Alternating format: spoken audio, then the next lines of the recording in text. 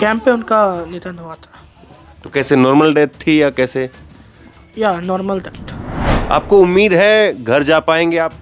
ina nakiliya tayo yung nakikialam nakiliya din na। हाँ, I don't know. आपको कोई अभी इस बात का आइडिया ही नहीं है, कोई अंदाजा ही नहीं है कि आप कब जा पाएंगे, ऐसा है? इधर कितने लोगों का आप लोग खाना बनाते हैं? तो वो आ जाते हैं हाँ, यहाँ पे याद दाम 47 के लिए पकता है यहाँ पे। 47। इधर जब बेबी हुआ आपका तो ये इसी सीवर कैंप में हुआ या सीवर कैंप से बाहर हॉस्पिटल में बर्थ हुआ? इसका कहाँ हुआ? Hospital, civil hospital. Civil hospital में। तो वहाँ कितने दिन रहे आप? 2 दिन रहे। और 2 दिन के बाद फिर आपको इधर ही आना पड़ा। Family 4. 4 परिवार रहते हैं इधर। हाँ, 4 फैमिली है। अब क्या कहेंगे, कोई 2 महीने का बच्चा है, कोई 3 महीने का बच्चा है और उनको यहाँ पर जो है वो रहना पड़ता है। तो आप यहाँ नीचे सोते हैं? कहाँ सोते हैं? Yeah. इधर नीचे सोते हैं आप? ना मसा पहले लो ना पहला बच्चा। पहला बच्चा है। Yeah. पहले बच्चे को लेकर के तो लोगों में, परिवार में बड़ी खुशी होती है कि पहला बेबी होगा तो ये करेंगे, ऐसे करेंगे। तो इनके जो बाकी के फैमिली मेंबर हैं वो किधर हैं? लाई ना बोन वानो सब यहीं पे रहते हैं, बाकी के फैमिली मेंबर्स भी यहीं पे। घर आपका ठीक है या आपका घर भी जो है जला दिया गया? कुछ पता है आपको या कोई नॉलेज नहीं है अभी? उनको आइडिया ही नहीं है। मणिपुर के दर्द को लेकर के अनगिनत कहानियां हैं और एक कहानी ऐसी मैं आपको दिखाने जा रहा हूं, एक दर्द भरी दास्तां ऐसी कि आदमी सुने तो रूह कांप जाए। एक महिला है, इस कमरे में रहती है। ये राहत शिविर कैंप है, एक बार आप बाहर दिखा दीजिए। और इसी राहत शिविर कैंप में एक महिला रहती है और जिस महिला ने अभी यहाँ पर आने के बाद में एक बच्चे को जन्म दिया है और वो इस वक्त में अपने बच्चे को, उसके कपड़े जो है वो बदलने का काम कर रही है। अब सोचिए कि अनमूनन ये होता है कि जो माना जाता है कि जच्चा है, जो महिला किसी बच्चे को जन्म देती है तो उसको जच्चा कहा जाता है और उसके कमरे में लोग कहते हैं कि जो बाहर के आदमी हैं वो नहीं जाने चाहिए। बच्चे को भी जो है वो इन्फेक्शन का खतरा होता है, कई बार और कई सारे तरीकों को लेकर के चीज़ें कही जाती हैं। लेकिन यहाँ पर इस कमरे में ना केवल ये महिला इस बच्चे के साथ में रहती है बल्कि और लोग भी, जो अलग अलग लोग हैं, वो भी इसी कमरे में इस महिला के साथ में ही रहते हैं। तो क्या हम बात कर सकते हैं आपसे थोड़ा देर के लिए? क्या नाम है आपका? Boykim. वैक्यूम। अच्छा, क्या एज है आपकी? एज 30. 30। तो अभी कब बेबी कब हुआ आपको ये? Piti tato. September that one. 1 सितंबर को। तो इधर जब बेबी हुआ आपका तो ये इसी सीवर कैंप में हुआ या सीवर कैंप से बाहर हॉस्पिटल में बर्थ हुआ? इसका कहाँ हुआ? Hospital, civil hospital. Civil hospital में। तो वहाँ कितने दिन रहे आप? 2 दिन रहे। और 2 दिन के बाद फिर आपको इधर ही आना पड़ा। ये कमरे में आप अकेले रहते हैं या और भी लोगों के साथ में? ये जैसे बेड में देख रहा हूँ तो शेयर करना पड़ता है। Family 4. 4 परिवार रहते हैं इधर। हाँ, 4 फैमिली है। और आपका बेबी भी छोटा है। हाँ? ये आपका बेबी कब हुआ है ये? November that 8. नवंबर में। November में. अब क्या कहेंगे, कोई 2 महीने का बच्चा है, कोई 3 महीने का बच्चा है और उनको यहाँ पर जो है वो रहना पड़ता है। तो आप यहाँ नीचे सोते हैं? कहाँ सोते हैं? Yeah. इधर नीचे सोते हैं आप? और आपका इधर ये है, आपको ये मिला है। हाँ? तो जो डाइट होती है, एक बच्चे जब होने के बाद में तो प्रॉपर। हाँ थोड़ा आप आइए ना, आइए, कोई इशू नहीं, आप आइए आइए। ta nào nay zo na ne di tai ho chu na ni ezi nam ti su नहीं नहीं होती है, Yeah. तो फिर इस बच्चे पे भी असर पड़ेगा उसका। nào cũng mai su nào to khá đi lo ti Tôi phải xài được tặng cái hello à. pai pai ti ta तो आप कहाँ कहाँ के रहने वाले हैं आप? hoi lai con nào hoi lai con nào नहीं हम Càng chúc. काम चुप कांगचोक Yeah. कितनी दूर है इधर से? आप थोड़ा इधर बैठिए ना, कोई इशू नहीं है, आप बैठिए इधर, इधर बैठिए, किलोमीटर इजाद बैठिए बैठिए, हाँ थोड़ा इधर आइए। अपना हाँ हमारा मकसद मेन ये है कि आप तक जो है वो बातें पहुँचे। अगर उसमें देखने में थोड़ा दिक्कत भी हो तो कोई दिक्कत नहीं। कहाँ पर है इनका गांव, कहाँ पर है? काम चुप कांगचोक कितनी दूर है इधर से? लगभग आइडिया नहीं है पर अंदाजा? 100 नहीं हो किलोमीटर हो लो दो लगभग 20 किलोमीटर होगा। अच्छा, और हस्बैंड क्या करते हैं आपके? हस्बैंड क्या करते हैं? पूछिए। इतना तो Lâu na to. फार्मर खेती बाड़ी खेती करते हैं। तो ये कौन सा बच्चा है इनका? नाउ मैं से पहले लो ना पहला बच्चा पहला बच्चा है। Yeah. पहले बच्चे को लेकर के तो लोगों में, परिवार में बड़ी खुशी होती है कि पहला बेबी होगा तो ये करेंगे, ऐसे करेंगे। तो इनके जो बाकी के फैमिली मेंबर हैं वो किधर हैं?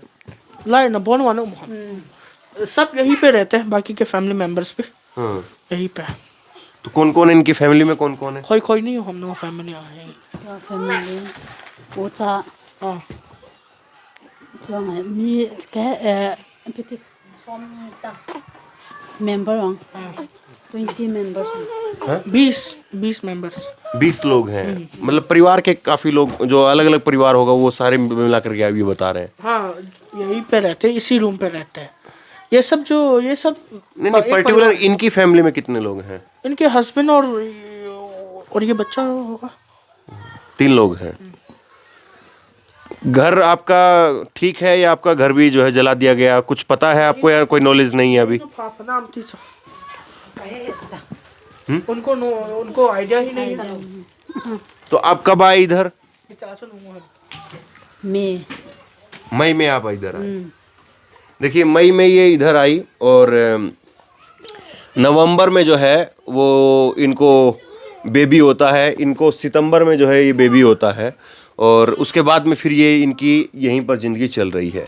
तो सोचिए, एक हंसता खेलता परिवार था, तैयारियां हो रही होंगी कि बेबी होगा, और उससे पहले जो है ये पूरा मणिपुर के अंदर 2 समुदायों के बीच में जिस तरह से हालात ख़राब हुए, और उसके बाद में आज देखिए ये यहाँ पर हैं। और ये अकेले नहीं हैं, इसी तरह से इन कैंपों के अंदर 60,000 लोग, अब जब आप अंदाज़ा लगा ही सकते हैं 60,000 लोग जो हैं वो कैंपों के अंदर अगर रह रहे हैं, तो जाहिर सी बात है कि 60,000 लोगों में से काफ़ी बड़ी तादाद में ऐसी महिलाएं होंगी जो इस तरह से उन्होंने अपने बच्चों को जन्म दिया है। काफ़ी ऐसे लोग होंगे, काफ़ी ऐसी महिलाएं होंगी, काफ़ी ऐसे बुजुर्ग भी होंगे जो शायद उनकी जो है वो, कोई ऐसे लोग भी हैं जिनकी इधर राजसिर कैंप के अंदर डेथ हुई है इधर। हाँ एक था, हाँ ऊपर में था, ऊपर वाले कैंप है। तो उन महीना तो आई कैन नॉट से the month exactly, but camp पे हाँ कैंप पे उनका निधन हुआ था। तो कैसे, नॉर्मल डेथ थी या कैसे? या नॉर्मल डेथ। तो ये यही है कि आप जब इतने लंबे पीरियड के लिए कहीं पर भी जो आपको रहना पड़ जाए, आपको घरों से बाहर रहना पड़ जाए, तो फिर आपके साथ में जो कुछ हो सकता है वो फिर यहीं पर हो रहा है।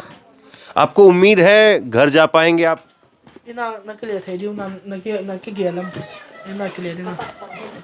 हाँ? I don't know. आपको कोई अभी इस बात का आइडिया ही नहीं है, कोई अंदाजा ही नहीं है कि आप कब जा पाएंगे, ऐसा है? क्या कहेंगे सरकार को, क्या कहेंगे कि क्या करे आपके लिए?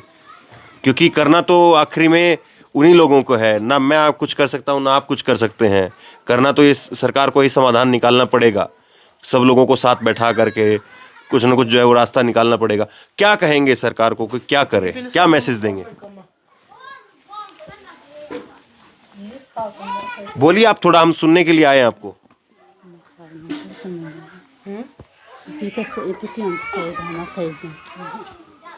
क्या कह रहे हैं?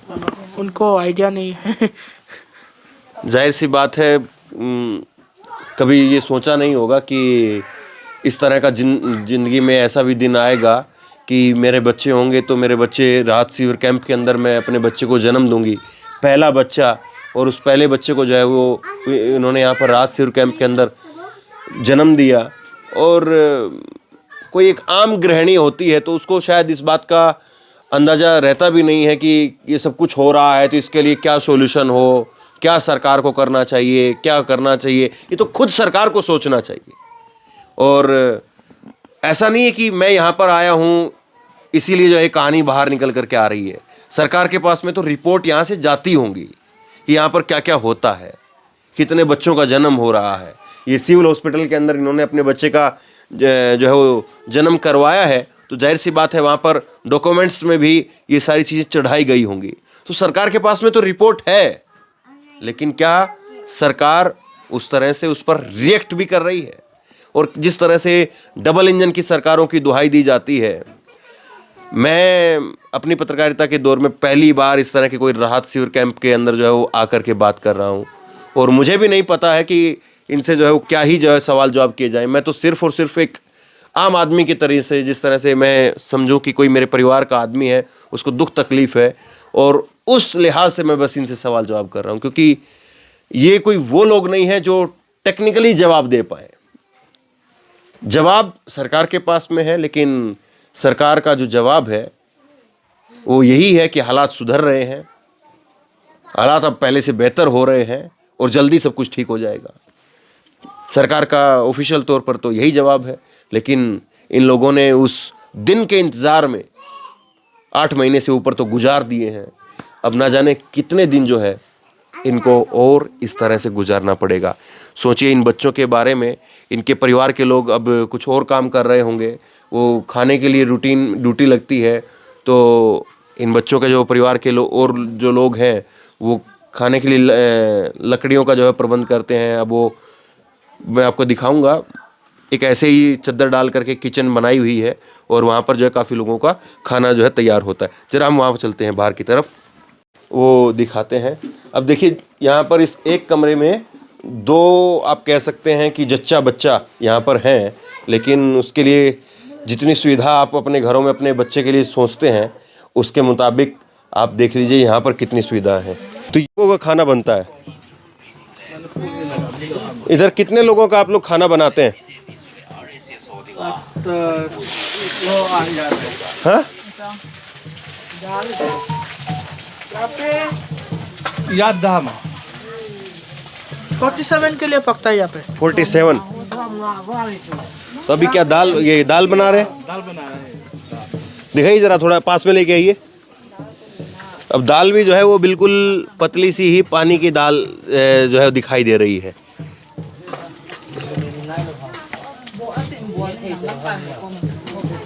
तो ये आप लोगों की ड्यूटी लगती है रूटीन के हिसाब से, या फिर आप ही परमानेंट जो खाना बनाती हैं इधर? पूछिए जरा एक बार। यहाँ पे रूटीन लगता है ना, जैसे मैंने आपको ऊपर बोला था, यहाँ पे रूटीन लगती है। ठीक है ठीक है ठीक है। हाँ बैठिए बैठिए। आप हिंदी बोल पाएंगी? हाँ?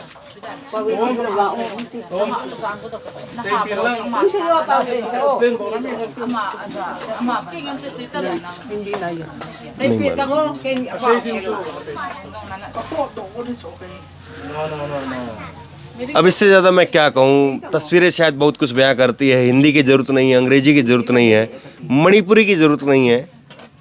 जो हालात हैं वो अपने आप में चीख चीख करके कह रहे हैं।